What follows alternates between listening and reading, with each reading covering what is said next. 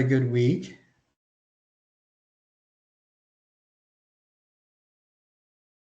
It's been okay. Let's see. Chat. Okay, before we get into the discussion, can I ask a question about the abstract biomorphic assignment? Yes, absolutely. This is from Camden. If you can share your screen, that'll be just fine.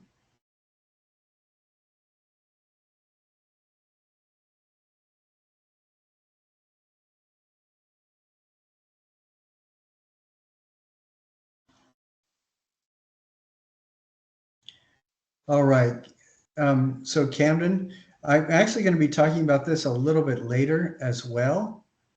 I'm going to, I want to talk about what you've done. Keep it on the screen for just a second. I'm going to take an image of it, and then I will pull it up when we get to that part of the discussion.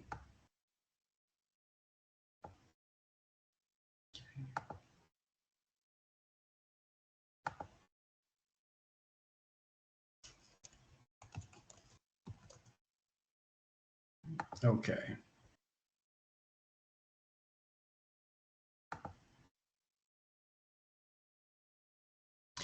All right.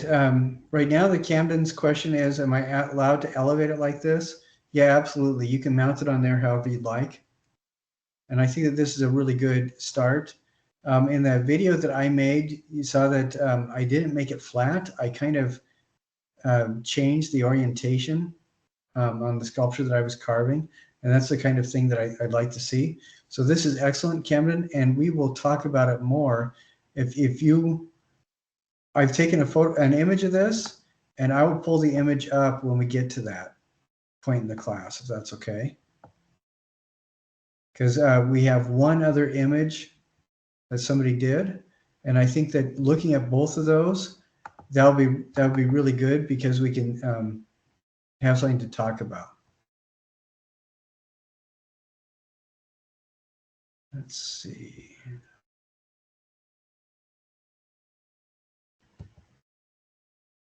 All right. I love technology because there's so many things you can do with it. My only frustration is that it's I get lost and I don't always know what I want to do with it. Sylvia, it's good to see you here today. Right, I've gotten a couple emails this last week, which is absolutely great because that's exactly what I asked everybody to do. It's just people reminding me, hey, I'm going to be a couple days late on this, or I have my accommodation letter or whatever.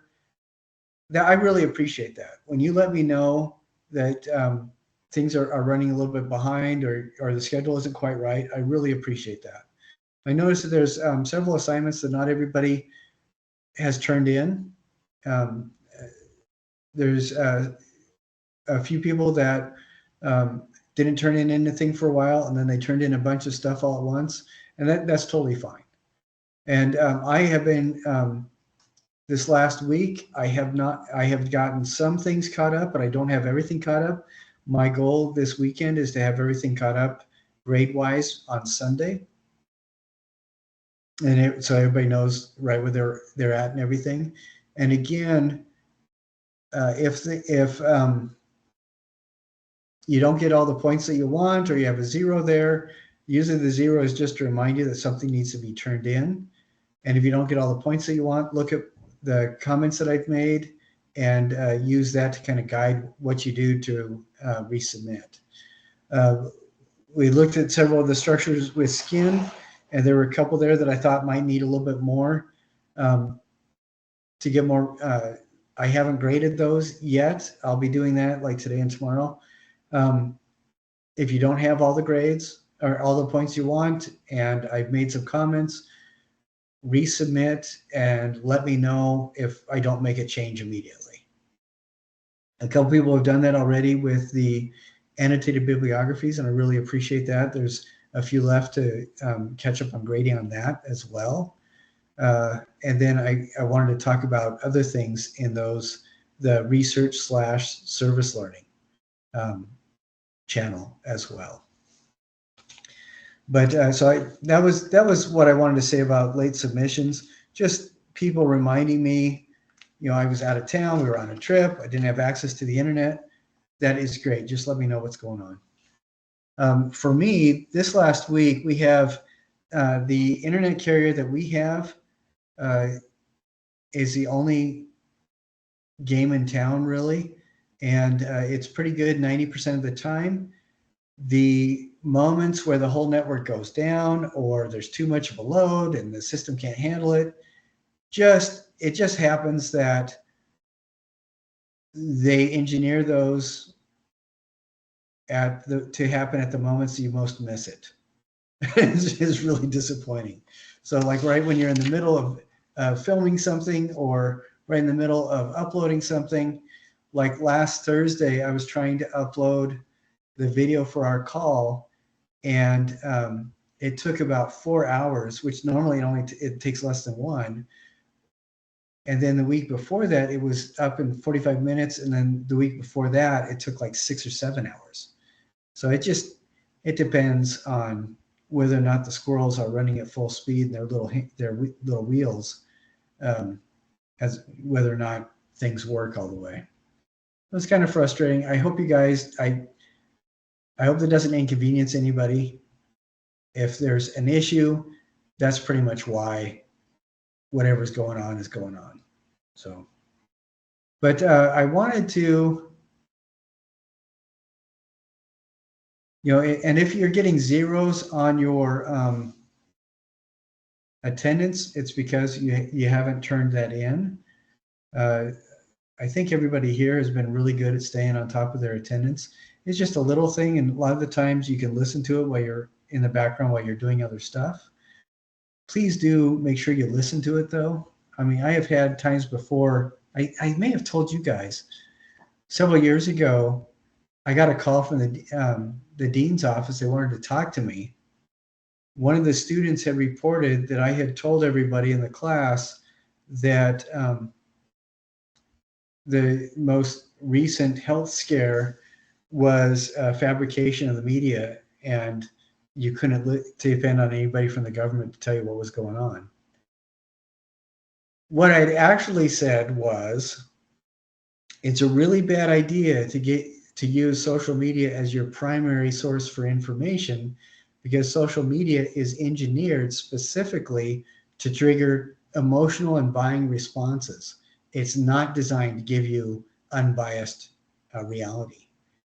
And since the student had been listening to me with their earbuds in, they had only heard a couple of words, and they got all their nose bent out of shape. So before you get your noses bent out of shape, please make sure that you are listening to the recording of what I'm saying. A solid 6, 7 times out of 10, I have a tendency towards making sense. And the rest of the time, you can always ask me if I meant something different than what you heard. Most of the time, you guys do really well. There's been a couple times where somebody has said, "Oh, I thought you said this," when that's not what was recorded in our discussion. So please, feel free to listen to this while you're working on something else, but do try to actually be listening when you're working. It saves an awful lot of confusion. Anyway, do you guys have any questions about those two things? Assignments and then listening. I guess you guys wouldn't have any questions about listening to the attendance because you're actually here. So forget I asked that. All right, moving smoothly on. I wanted to go to the discussion board for Structure with Skin and look at things that have been turned in since the last time we talked about it.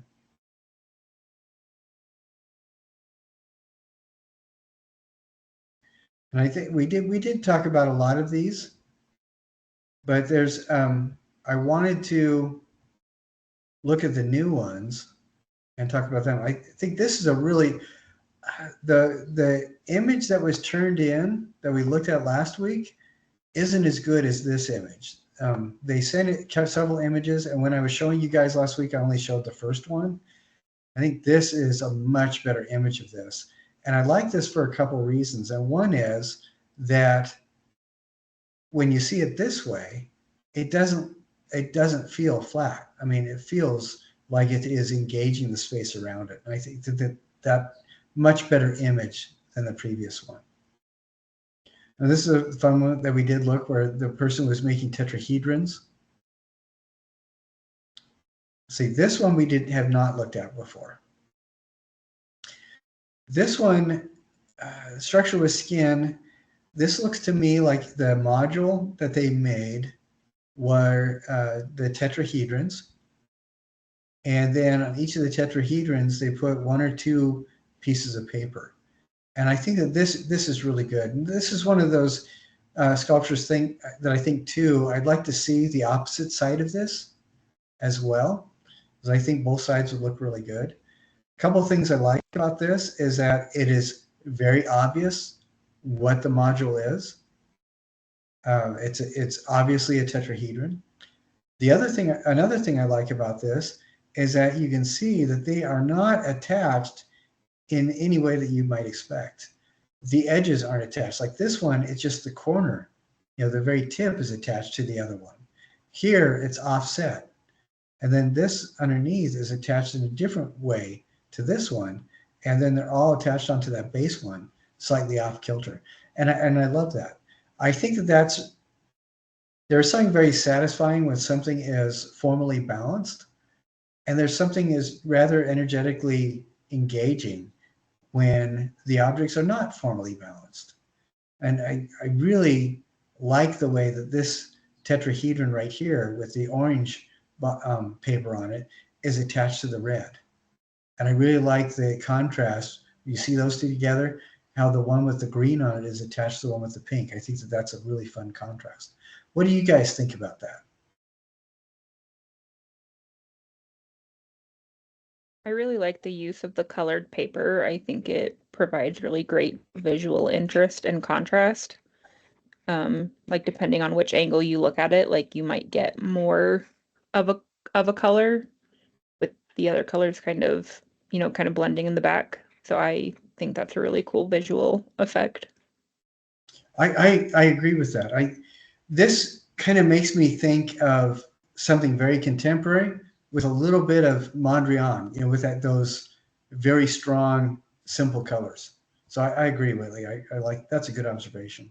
Now this one, I really like this because the way that the skin is attached is unique. The module on this seems to be a square, and I think for me, what would be really cool to see would be a few more of these attached in different ways. Like maybe something like this one attached on the diagonal to the front or at a different angle on the back. I think both of that would be really cool, very interesting. Or maybe a smaller one standing up on somehow in that bottom piece in the center. So what I really love about this is two things. I like how the string is done to kind of make a different kind of skin. And I really like how when the student photographed it, there's a lot of engagement with the shadows of the sticks. I think that is really cool. What do you guys think?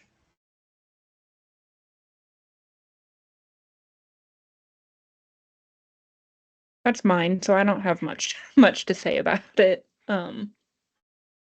But it was interesting to like work with it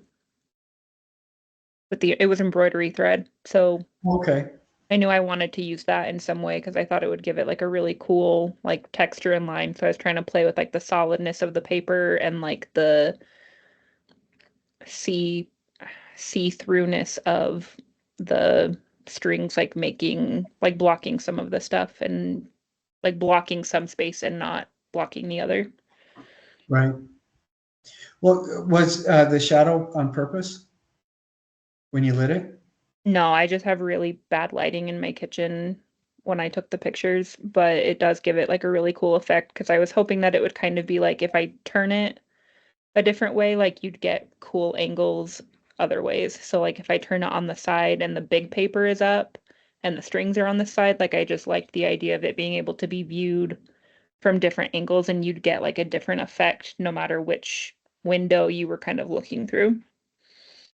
Yeah, I think that that's really interesting. I'd like to see a picture of where, this the square, the four sticks in a square that are facing us. If that was the base, that would be really an interesting image to look kind of through the string. That'd be kind of cool. And then Camden made an observation. It's hard. He said, my favorite part of this one is how the skin almost looks like it's bending the top module forward. Yeah, and I think so. And he said that on that other one, it was really hard to decide where to take a picture because, we were talking about the different colors. He said each view hides some of the colors and shows off some of the others. So it was hard to pick. I think that this made, I don't know if we saw this one last week. One of the things I like, like Whitley, what you're doing here with the string is really interesting, gives it a very interesting texture for the skin. And then the person is doing on this one is doing something really kind of fun with the hot glue gun, where they're making the hot glue like strings, and it gives it a really cool texture on that too. I like that too. And this is a fun one as well, where I like this one is including two different images.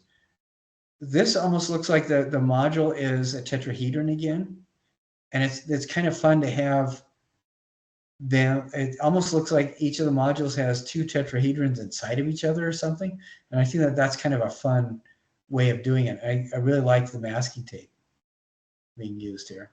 I wanted to talk a little bit more about this. It looks to me like the module is almost like a miniature orange crate type of shape, and I love the fact that, like with Whitley's, the string is making that skin, and the string, it has that really goobery kind of texture to it. I just think that that's a really fun texture. It looks really fluid still. Like even though you know that like even though it's not moving, it looks like it is. Like they look like water drops or melting or something like that.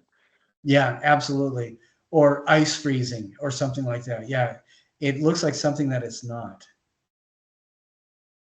Yeah, that. I like those observations. Hey, Sylvia, can you say anything about it? Yeah, this one was mine. I thought it would look cool with the hot glue being used, and like I really tried to build it up on like the edges to kind of make it almost look like ice, because the idea of like ice being the skin, that it's like hard but also ice melts. But Right. I think the hot glue gun just got too hot at some point because I would put some glue on it and it would melt right through some of the layers. So it was a little difficult, but it worked. Yeah, I think it turned out really well. And sometimes that can be frustrating, but sometimes also we just got to learn to roll with it when the medium doesn't do precisely what we're expecting or hoping it will do. I think this turned out really well. And I like, what do you guys think about this with the overlapping masking tape as the skin?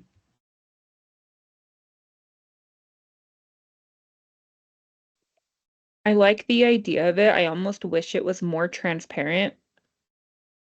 Um, like more transparent than masking tape is, but I like the effect that it's giving with like some of it looking thicker, like the front, like the top two front pieces, like I can tell are a little bit thicker than that back. Right. Yeah, like right in there, like that back one looks a little bit thinner.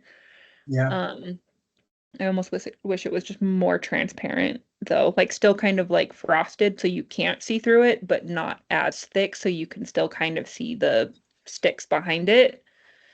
But I think that's more of just like a personal.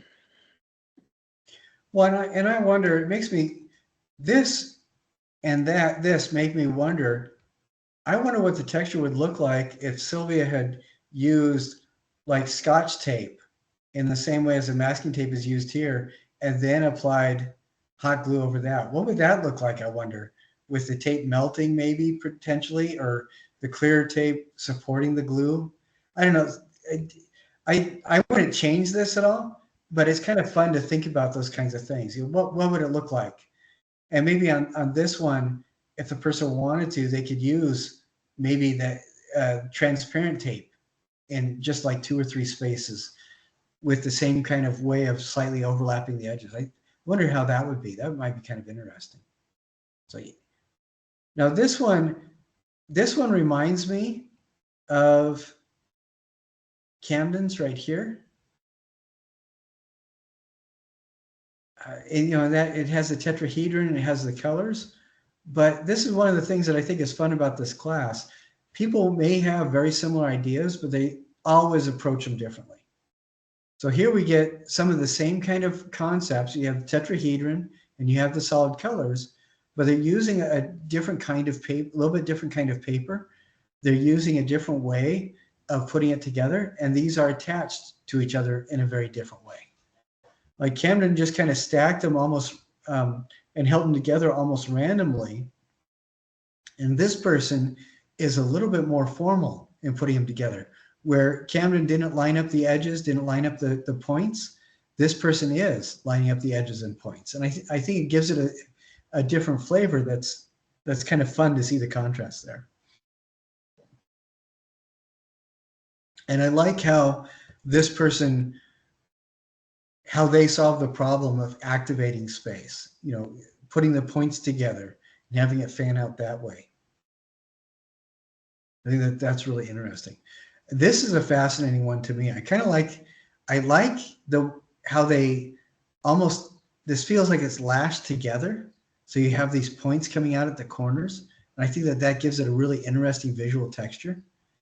And on this, it seems like there's, I don't know, I think that this would be really cool with maybe another piece of paper here and another piece of paper back here, a couple more things of paper, because it makes me feel like I want to see a little bit more paper, but I love the texture.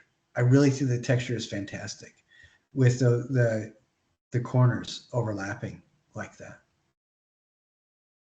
Any observations from you guys on these two? This one and this one?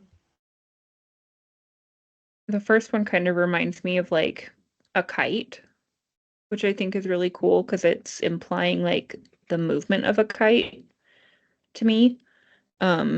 Just with like the strong triangular shapes and how they kind of are balancing in that second picture, like it's kind of balanced out, making a bigger kind of diamond shape, like when you look at it as a whole. Yeah, that's kind of interesting because I can totally see that. But if you look at Camden's, and you know he's using tetrahedrons as well, I don't feel that the same way. Right. It doesn't feel to me like it's a kite. This feels like it's like an organic pile of blocks, whereas this feels like a more formal set of kites. Yeah, and it's interesting to me because they're both of these artists are using the same shapes. And I think that's always fascinating to me how different they can be. Yeah, I can see that totally. This reminds me of Tinker Toys with claws. So I like that too. Excellent. Okay, great observations. Let's see. And then I want to, okay, after this, we talked about biomorphic abstraction. And I'm going to stop sharing really quick. And I just want to reiterate our discussion on biomorphic abstraction, just kind of, there's not any sort of a segue from one subject to the other. I just changed all of a sudden. And that is fine for me because I'm the one with the microphone. And, but I want to reiterate or return briefly to our discussion on biomorphic abstractions. One thing that that I like about what you guys did with the structure and skin is everybody approached it differently. Another thing I like is the ways that you everybody kind of put these building blocks together to activate the space around it. I thought really did a good job bringing energy to the volume of space around these objects. I have taught this before where half the people just put the objects in a line and that was it. And I think, that's interesting but it doesn't really activate the volume around it. And what I see that's common among all of the artists that have submitted stuff for the structure and skin assignment is that all of you have really paid attention to making the volume of space around it interesting. And I really appreciate that. And it does kind of it does kind of bring us into the biomorphic abstraction carving a bit, because a big part of this carving is doing something that energizes the space all the way around it.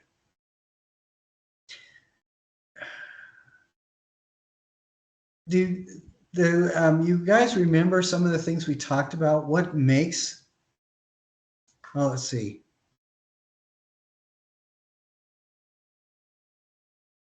Okay. Do you guys remember a little bit about what makes this kind of abstraction that we're doing on this a little bit different? What does biomorphic mean? Not necessarily what does a word mean, but what kinds of abstract shapes are we looking for, or abstract volumes? More natural? Yeah, more natural. Yeah, organic, very much so. And I'm thinking the way maybe roots of teeth or driftwood, how succulent leaves come together, the base of leaves, those kinds of structures. I think that those can be really, really interesting. Do you remember from the quiz, what's another word for abstraction? What are people doing when they're abstracting something?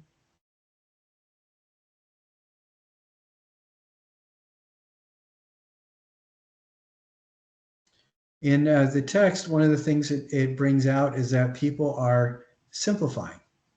Yeah, and Camden says stepping away from realism. Absolutely. You're simplifying, not necessarily turning it into a cartoon, but the kind of thought process that I go through when I do something like this is I think about forms that are interesting to me. And I really like bone forms, where knuckle spaces, things like coral growths, things like that I think are really interesting. And then another thing I do is I will simplify some of these forms so that I just get one area that's interesting. I pull one area at the base of a coral structure out because I like the way that things fold in. Maybe I find where a fleshy part of a leaf kind of billows out in between veins, and I use that kind of a thing. Or I like how maybe a bone shifts form from one end of the bone to the other, and I just concentrate on that. So I'm pulling things that I think are really interesting, that inside my head somehow feel kind of neat or fascinating. And then I put these simplified forms together into something a little bit new. So there's no one-to-one correlation with anything in the real world, but I'm using the real world, and I'm specifically using organic forms in the real world to kind of develop something of a visual vocabulary. And the examples I want to show you, I think will help with this a little bit. Yes, Whitley. So I'm starting to wonder if maybe I didn't understand the assignment, because I did my carving, but now I'm wondering if it's more abstract in thought, not necessarily form. I carved like a heart. So like I carved a heart shape, and then I kind of wanted to like take out chunks of the heart. Like, I don't know, is that not what we're supposed to be doing? No, I think that could work. The heart form that all of us are familiar with is based pretty strongly in really ancient symbols for things like strength and commitment. It's one of the earliest symbols for Taurus the bull. And so it has its origin actually in organic abstraction used in pictorial symbols. Okay. And I think with the idea of pulling chunks out, adding to it, or distorting things a little bit, I think that could work. Okay, Let me- yeah, because I was wanting to like represent like grief and heartache and like how it's still kind of there. Like I went really deep in thought with it, but I just want to make sure that that's like okay. But Well, I could be. Let me show you these two images and talk about them, and then and give you an idea of the kind of direction that we want to push this towards. All right. So let me share this with you really quick here.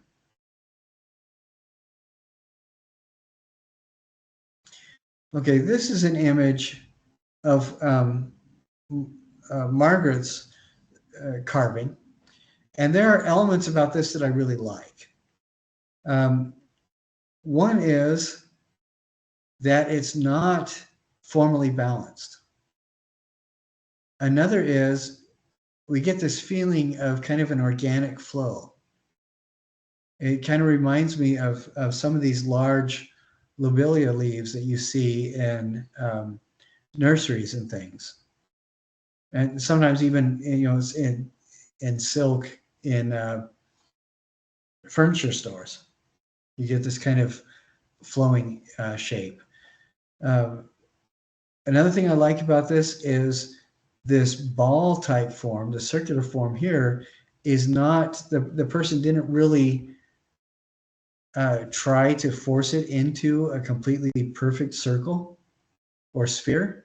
It has kind of a little bit of a lopsidedness to it. And I kind of like that too.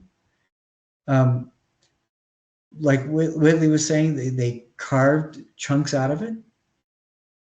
But some of the things that I want to point out is that this person made it so that this feels like it is kind of flowing.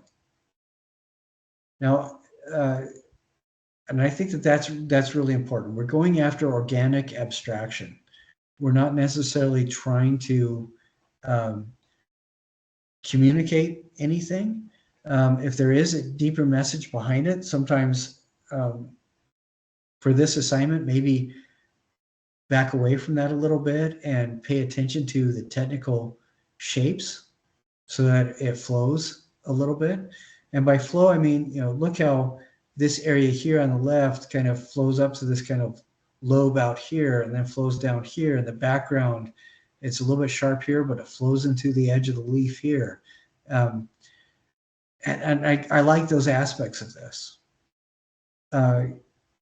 Where more work might need to be done on this for the assignment is we look right here. I do talk about, everybody has sandpaper in their thing. This needs to be smooth. It's an organic form that needs to flow. So this little notch right here, I would recommend the person to sand this more so that it's smoother right through here. And it might even be worth it to sand this area a little bit more so that we have more of an organic feel to this glob right here. I think that might be interesting for this. I don't know what the other side of this looks like. It might be, I'm hoping that the other opposite side of this has areas where the person bellied it out a little bit in these areas, and then maybe carved in a little bit where on the side that we're seeing, it came in a little bit. Like it might be interesting on the far side of this ball if the sculpture carved in and made almost a little tunnel into the ball. That's the kind of thing that I'm thinking, or it makes this exercise successful. And then I want to show another image really quick here.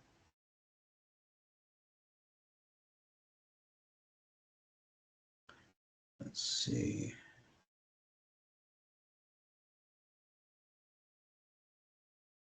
Okay, so this is the image that we saw at the very beginning. A couple of things I like about this is that, see this kind of organic, rather irregular outline to it. I think that that is turning out really well. Another thing is this is going towards smoothness, and I like that. I think what might be interesting on this is this area on the left where we have this almost circular form showing up. It might be interesting for the artist to carve away a little bit at the center of that and hollow that out a little bit, so it feels like it's going down into it a bit. Or maybe even through this center part, carving into that a little bit. And maybe they are doing that on the other side. I think that that could be really fascinating. If I was doing something like this, I would have a tendency to turn a little bit away from putting this all on the same plane. Then that's why one of the reasons why I'm saying maybe carve into this a little bit, so it doesn't feel like it's quite so why it seems to be all organized along the same plane, where you could lay it down flat. It'd be really nice if you can't lay these flat, and maybe twisting this a little bit, maybe on the bottom shaving away a little bit on the back or on the side facing us, and on the top shaving a little bit on the side that's facing away from us, so we get more of a tilt feel to this circular area. That might be kind of interesting. Another thing that might be kind of interesting is maybe making this bottom area more round. Maybe turning this area in the center more into almost a globular type feel, where this neck right here is a little bit narrower, this neck is a little bit narrower. I want you guys to change or to play with the planes on this. Play with the orientation as you carve this, so it feels like the orientation is shifting a little bit. And Whitley, if you're doing a heart, maybe shaves areas away, knock things around a little bit, so it looks maybe like it's twisted a little. Okay, I did submit mine, like my picture, so like if we have time for a little bit of feedback, like I'm totally open to that, but if we don't have time for it, then I can keep working on it. Okay, So, let me see if I can find that. Okay, I do not show that it is submitted. oh, I put it on the discussion board. Okay, let me get back to that.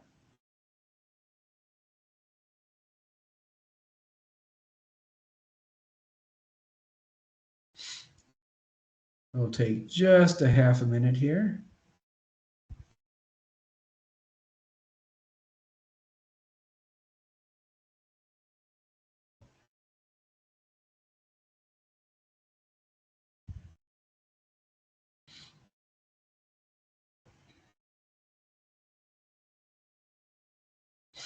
Okay. All right, I've got it pulled up. Let me get it. I'll share the screen on this.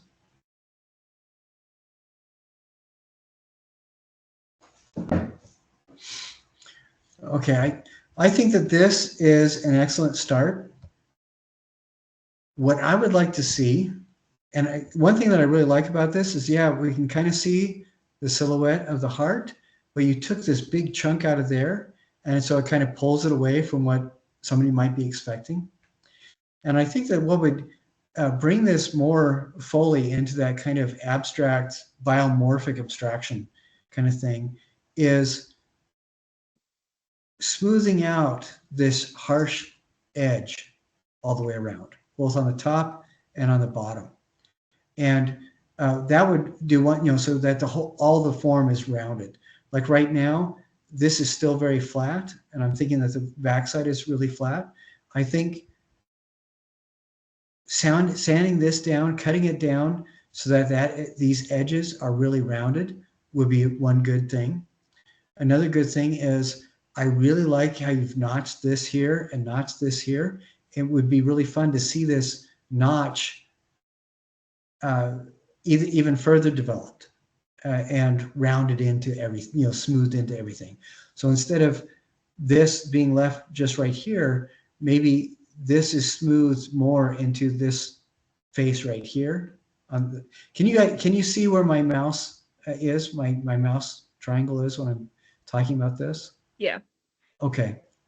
So like this area right here, turning this notch into, or smoothing it into the rest of the form. And right here, this might be kind of interesting. Maybe it's fine in the back, and then on the front side or the top side, this turns into something that almost connects this area with this area, you know, and carves more into the body of the overall form. Where these holes are, it might be interesting to develop this one, them a little bit more. Maybe this is just a shallow depression, and this one is developed more into a hole that goes rather deep or even all the way through. Yeah, that one And, does go pretty deep. I think I posted another angle, and I think yeah, it goes pretty deep in there. all right, and I think that this is an excellent start. And so what I would suggest is first taking this harsh edge and smoothing that down so it's a lot smoother. Maybe not to the extent that, you know, this form is smooth, but so that we don't have a harsh edge. And Okay. then maybe exploring, what does this shape make you think of? You know, after you smooth that, what does this form make you think of? And maybe this is more of a, maybe this side right here is more of a trench, and this smooths into it. And maybe this wants to go a little bit deeper, or not. Maybe these both feel like they want to be connected a little bit. Maybe I don't know. Maybe this can be connected to this, you know, and having kind of a groove connect these two forms. But so I think that this is an excellent start. I think it's a really solid beginning, and I think just pushing it so that it feels more organic, like you might actually even see it washed up on a beach somewhere. You know, so getting rid of those harsher edges, getting paying attention to maybe shifting planes, um, making it feel like you have to keep turning it around in your hands because there doesn't seem to be a real stable place to set it, or orientation to set it. Do you know what I mean? Those kinds Yeah. of things. All right.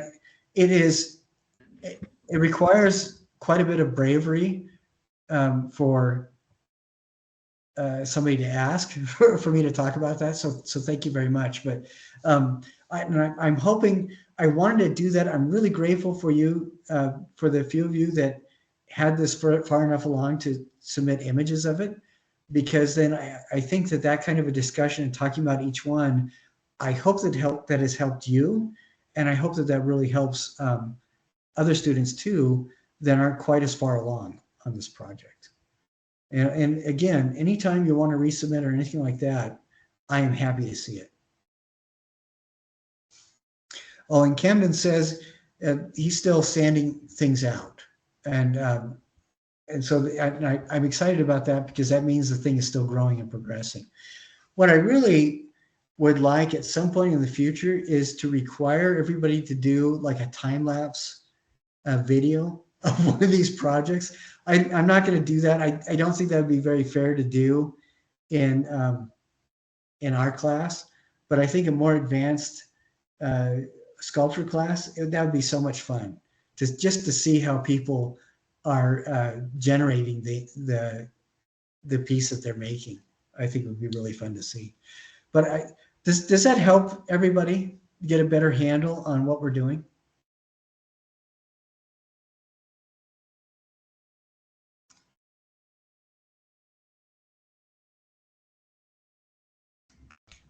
All right, good. And Kevin says yes. Excellent.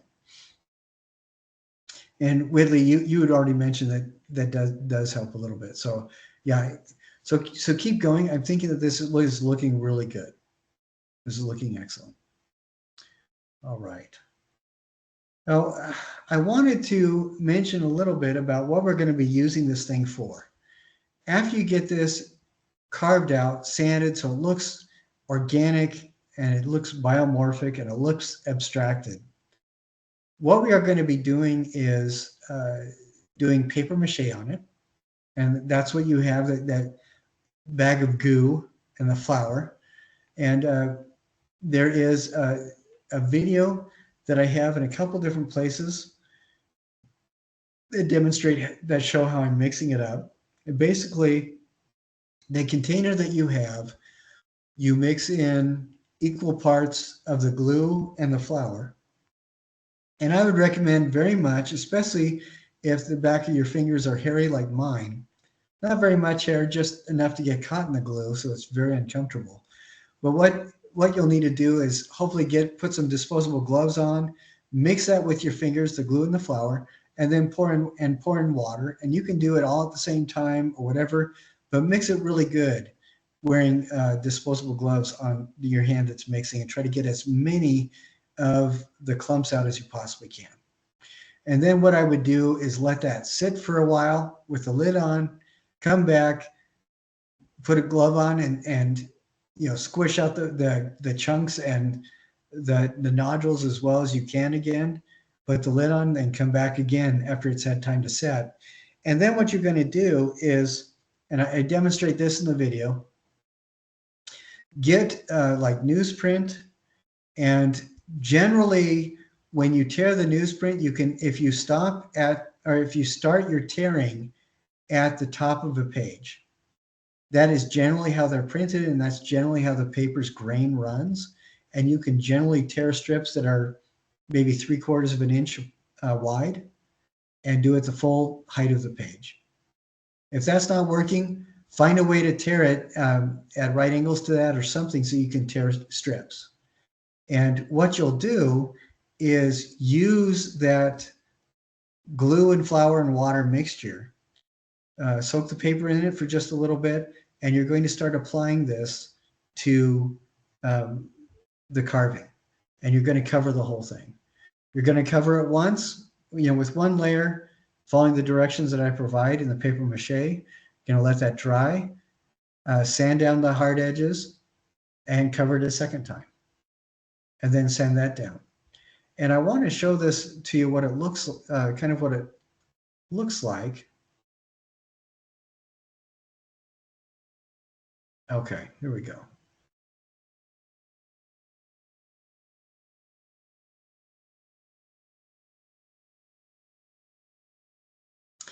This is what you're going to be doing next, carving this. And I do have to-do dates on this. What we want to do is get your thing carved and paper mached by the end of this month. So both of these things done.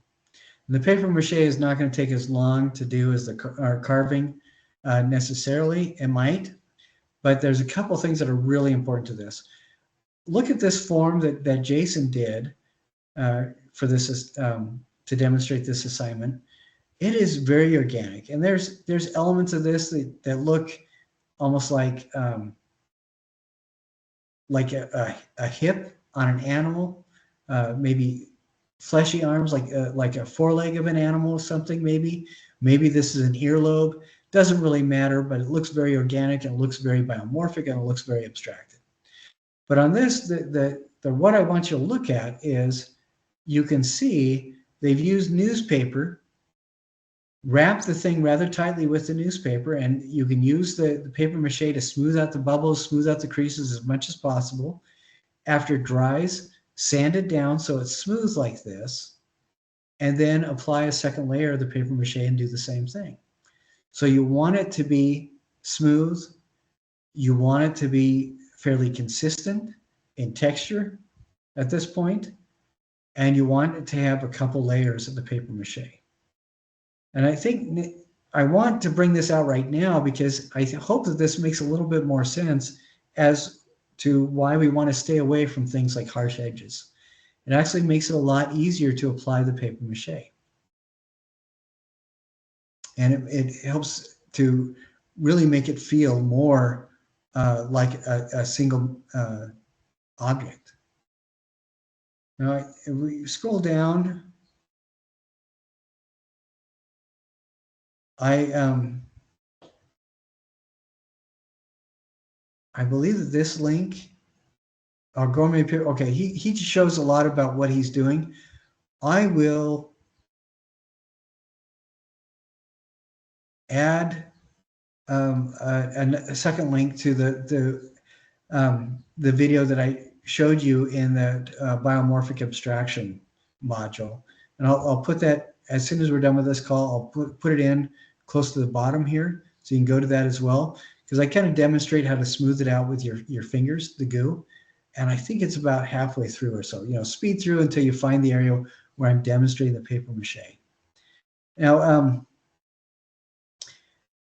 you want to use the paper mache to get this as smooth as possible, but the reason why this is important is because the particular glue that we're using, once it dries, once you can sand it down because it's so stiff, but once it dries, it makes this object really, really sturdy.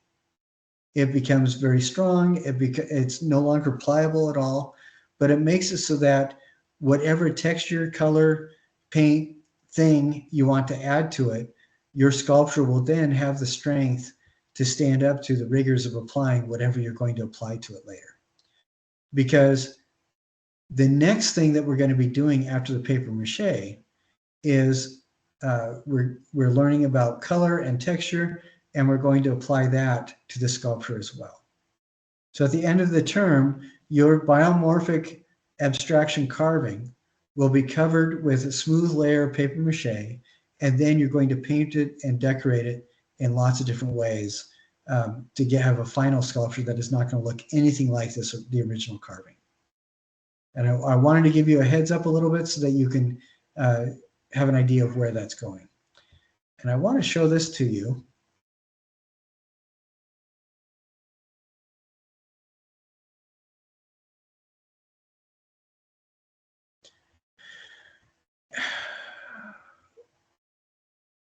This assignment is going to be one of the next ones that you do after this carving, where you're using cardboard in your box to make texture tiles, kind of like this, or adding things that you find as you go on a walk, like this.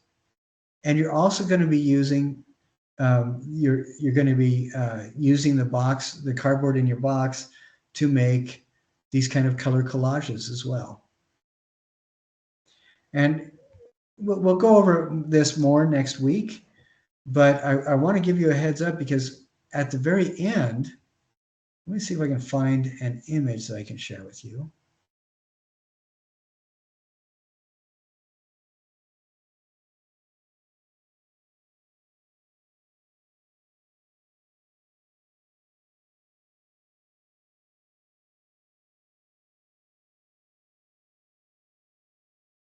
Let's see, I'm having a hard time finding images of that, so give me just a second here.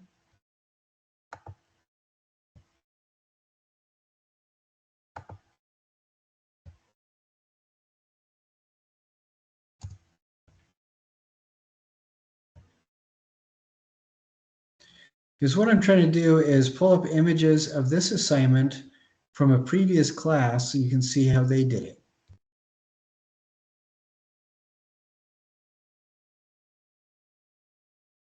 And of course, because we're on this call right now, I'm having a little bit of a difficulty pulling this up.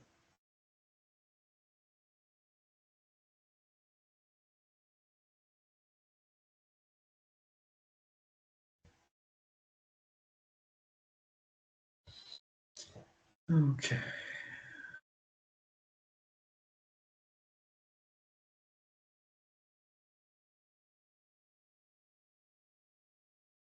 Spring 2024.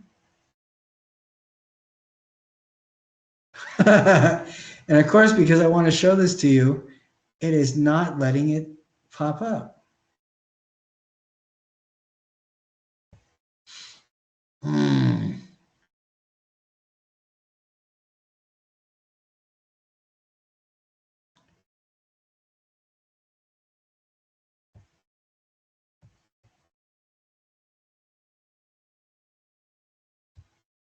Okay, let's see if we can get this here.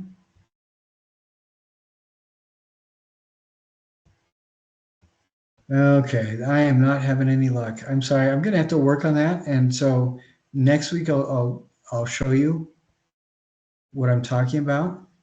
But if you can imagine for a moment, so this assignment is color and texture, where we're just doing something separate with color and texture using cardboard from our box to make the tiles, and then applying texture from that we find.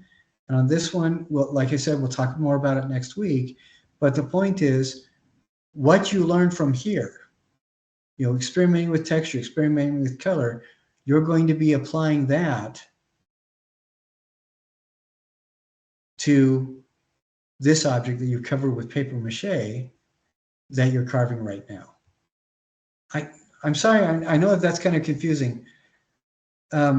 Oh, and Camden says, yeah, what you're going to be doing is for the color and texture tiles, you need to cut 12 squares of cardboard, and that's what you're going to be using the box for. You're going to be using, you're going to use your knife that's included in the box and a metal ruler to cut the box sides into regular shaped squares that you can then use to make your tiles in the cube that are in this image.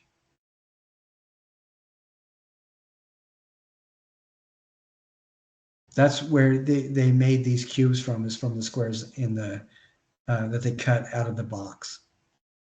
But and I know I'm not explaining myself very well right now, and it will make sense a little bit easier, or it will make sense as you progress on. But what you're going to be doing is taking the foam carvings that you're making,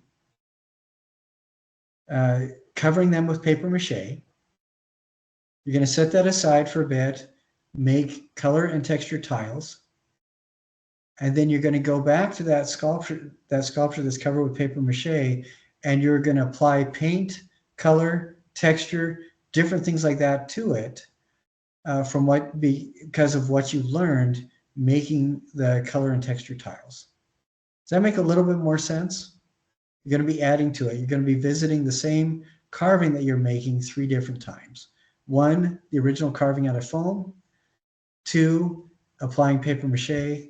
And then 3, after you do your color and texture tiles, you're going to revisit it by painting it, applying color, and applying texture to it. And that will make sense a little bit more later on. All right, Sylvia, what's your question? I just had a question on the tiles. Did you want them to be a certain size, or just as long as all of them are the same size? In the texture and light module that I just opened up this today, on the assignment, it actually tells you the size.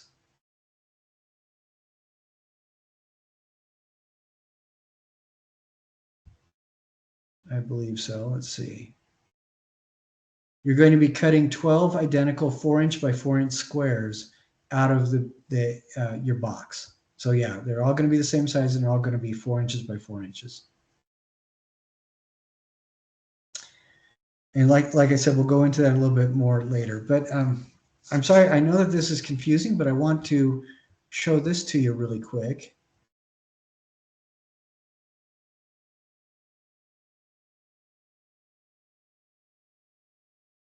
Showing this tab instead.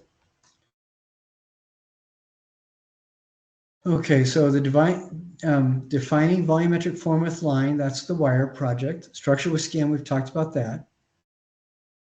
Artist research, annotated bibliography, a lot of people have turned those in, and I'm still grading them.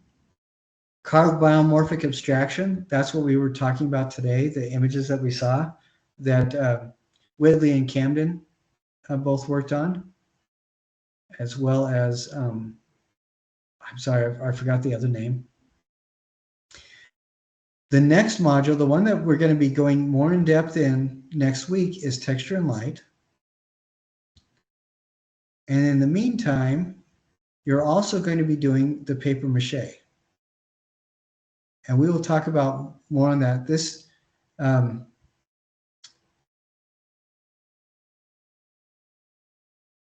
paper mache should be done at the end of this month, so I've got to change that.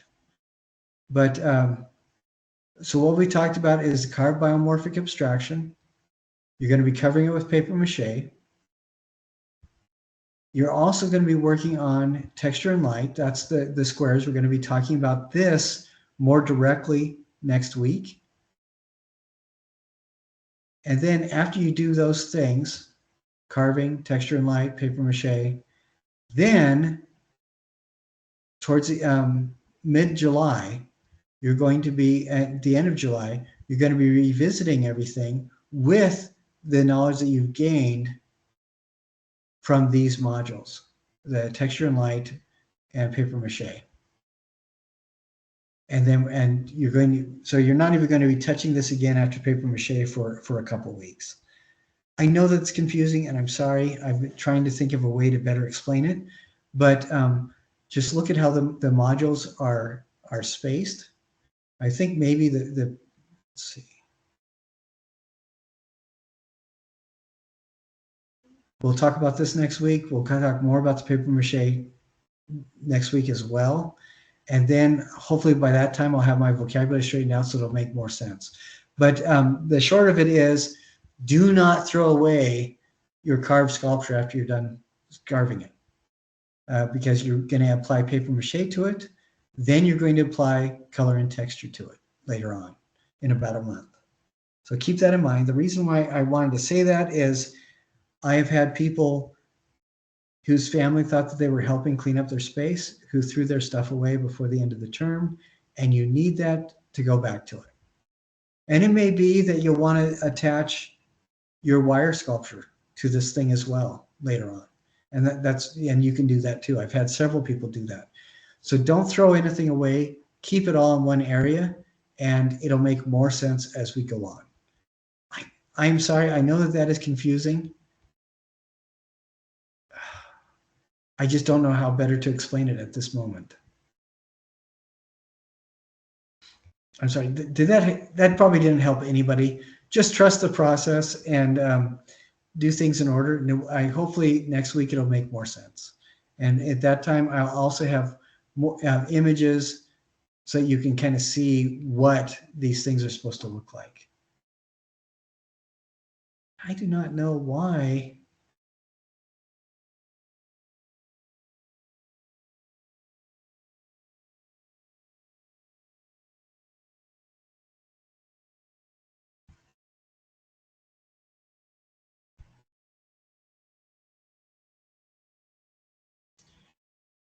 I'm really frustrated because I found them earlier and it looks like they're lost now. And so let me look one more place.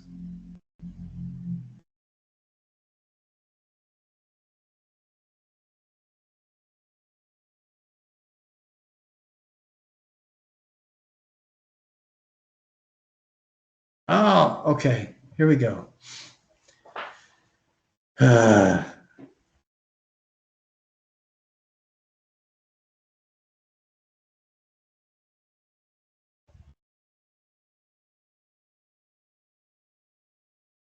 Okay, I'm gonna share this with you, and now it'll make more sense. And I'm sorry, Whitley's been giving me the stink eye because I am so confusing. No, you're fine. It's not you. My kids are just being loud. Okay, this is an example. This is why we're going to revisit these after we're done with all the other modules. And it'll be the last thing you work on. This person combined color and texture as well as contemporary processes, particularly wrapping. And you can see that they've used the wire from the wire sculpture too, right in here. I don't know if you can see that, a little bit of that. And then we go down, this person took the sculpture that they had started with, and so you can see that they painted it and applied a lot of texture to it as well. And they could only do that using the paper mache skin to support it. Okay, now does this make sense, what I was trying to explain?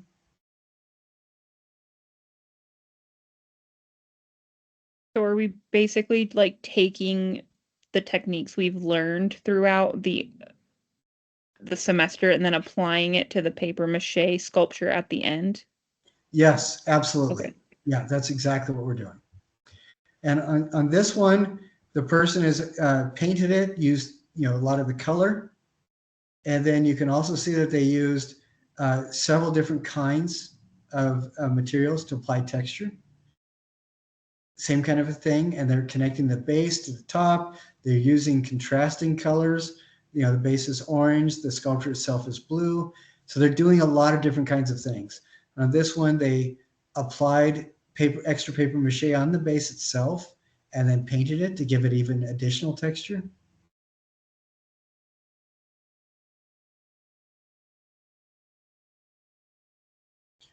Same kind of thing. This person is doing all sorts of stuff, applying texture with lots and lots of little beads.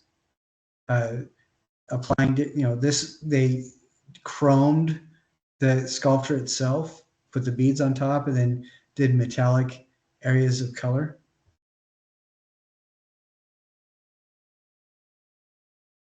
And this one, this kind of reminds me of grandmas in a sewing circle exploding because they sewed strips of fabric together to give this kind of denim stripe effect, and then added all these layers of buttons on it.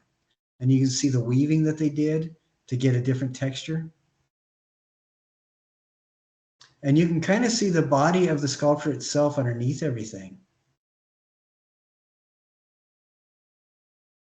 So they're doing all these different kinds of processes to add to the original sculpture that they carved. So does that make a lot more sense now? Okay, all right, good. Camden and Sylvia, is this making a lot more sense? Yeah. Okay, all right, great.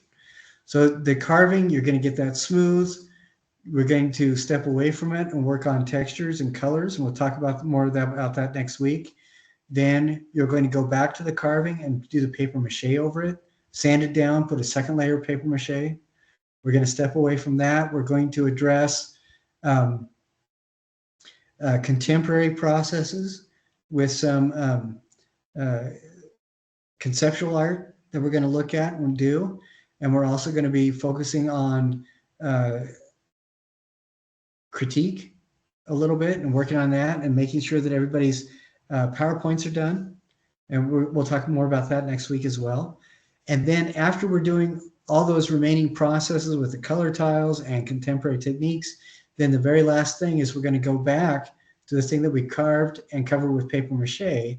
And then we're going to apply all the things that we learned throughout the semester to make something with that. We're going to apply textures and colors and different things like that to that same object that we are going to be finishing up carving in the next week or so. Okay, now I hope it makes sense now, and I hope I clarified all the confusion I was causing. And I'm sorry I did not articulate that very well. But, so hopefully that works out.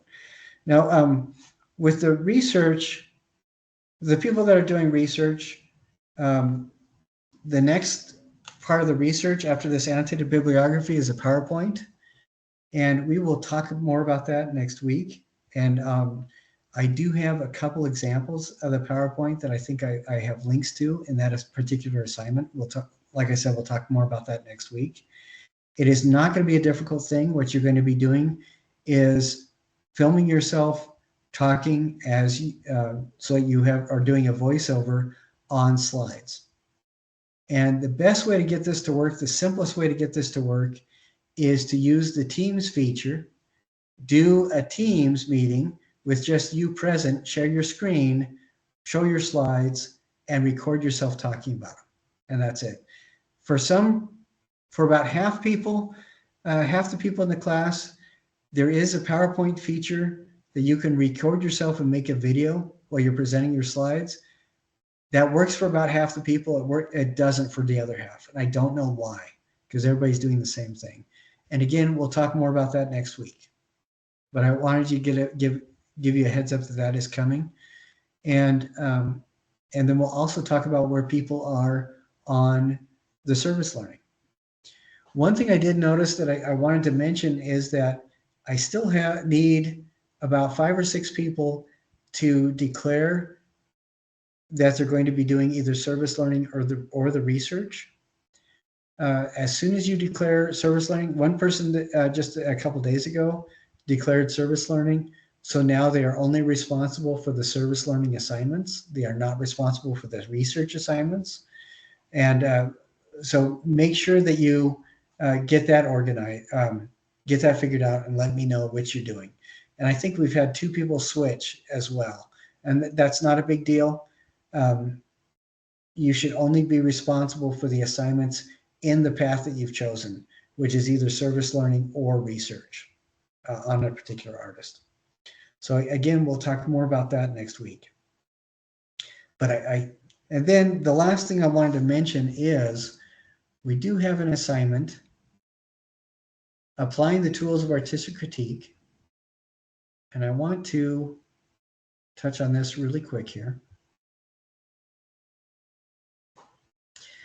This one, you do 1 3-minute video, 3 to 4 minute video on critiquing your own work, and then 1 3 to 4 minute critiquing somebody else's work. So there are 2 separate videos. Is it on anything that's been submitted? Yes. Okay. This is why everybody's doing. This is one of the main reasons everybody is required to submit their artwork on a discussion, whether or not you are also have to talk about it. Because I want you to go through the discussion, find something interesting for somebody else's artwork, or even use that picture you submitted for your own artwork whenever you do the critique. But I wanted to mention that because if you do that early, you do get extra credit. And I would really appreciate it. And it is a cascading scale. So if you submit it now, you're going to get more extra credit than if you submit it in 2 weeks. But whoever wants to do that, that's great. And then I also have in this critiques from the class, it links you, or I provide a link from an earlier class where you can go to and see examples of critiques that people are doing. And again, these critiques, you are using the 4 steps that are outlined. And let me open this up really quick. This gives an excellent example of somebody applying these 4 steps of artistic critique to a sculpture by Henry Moore. And then in this intro to the tools of artistic critique, on here, this is where we talk about, let's see, I'm sorry, right here, tools of artistic critique. This is where we are talking about the 4 steps: description, analysis, interpretation, and evaluation. And under each of these steps, it kind of describes what you need to talk about and the kind of questions to ask yourself. And when you do your own, I'm going to share this tab. There we go. These are the 4 tools of artistic critique: description, analysis, interpretation, and evaluation. And under each of these, talks a little bit about what you're addressing in this particular step, and then questions that you ask yourself for that particular step. Like for description, this is when you talk about colors and texture. For analysis, this is when you talk about how you think the artist made it. For interpretation, this is when you start talking about symbols and what they mean. What do the colors mean? What do you think the artist was trying to say with the piece? And then for evaluation, this is when you talk about whether or not you feel it was successful, how well they addressed it, whether they were consistent in their craftsmanship, those kinds of things. And it's important also to be aware of vocabulary to use when we talk about these things. When you go through a critique, you want to use your big person words, your grown-up vocabulary. And again, we'll talk about this more next week, and I will do a couple examples. All right. But again, that is something to be mindful of, and I'm hoping that somebody's brave enough to do this and submit it within the next week or 2, so that we can all look at and see what a good example of applying the critique is. This is important as well because when you do your final project, part of that is going to be doing doing written critiques of the work, the same project that 3 other students have done. And the critiques are not very long. It's basically 4 short paragraphs, and each of the 4 paragraphs are going to address a different one of the 4 steps. And those 4 steps are describe, analyze, interpret, and evaluate. And again, we'll talk more about that next week. All right, before we go, again, I'm sorry for confusing folks. I hope we got that sorted out. Before we go, does anybody have any last questions or observations? All right. And did looking at examples of people's carving, did that help you guys? Yeah, it helped me. Okay, excellent. Very good. All right. I hope you guys have a wonderful week and a wonderful weekend. Today, driving around, I noticed that it was a cool 111 degrees outside where I am. I say cool because yesterday it was up to 113, which was totally awesome. I love being in an environment where it feels like the outside layers of my skin are burning off. I think it's wonderful. It keeps me awake. I hope you guys have a better week, and I look forward to seeing you all again next Thursday. Thank you. Thank you. Thank you. Thank you.